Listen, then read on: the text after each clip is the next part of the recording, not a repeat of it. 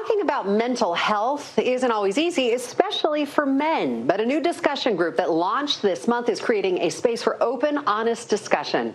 Now, I spoke with the organizer of this group who says rather than traditional counseling, this is more about connection. To a lot of men, the idea of therapy is quite intimidating.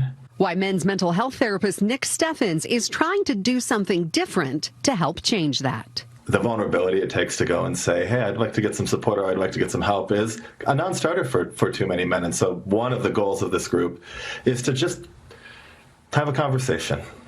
Like in his new men's mental health discussion group's debut session last week that focused on the heavy metal band Metallica. The bassist died in the mid-'80s, and they did the thing that so many men do, and they pushed that grief down. They pushed it down. And they did it in two very common ways. One, they overworked, and two, they overconsumed of substances, right? And here's the thing about pushing things down. It works until it doesn't. 15 years later, the band got professional help, speaking out publicly about their grief and their work to overcome it. In doing so, given that they're Metallica and they have this massive fan base, they give permission to a lot of men to go and do their own work.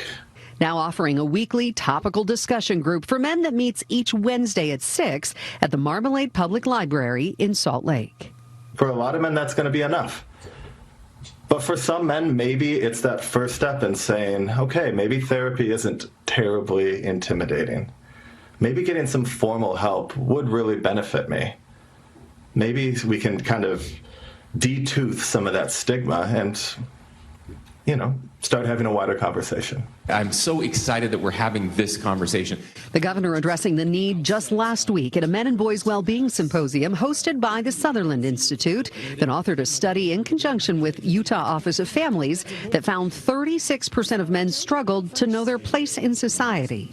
I imagine that every person who sees this has some man in their life who struggled with their mental health, whether that be suicide, whether that be addiction, which maybe it's a substance addiction, maybe it's an addiction to something like video games or sports gambling, maybe it's loneliness. But I think that this challenge that many men are facing in the mental health sphere, touches us all in some way, shape, or form.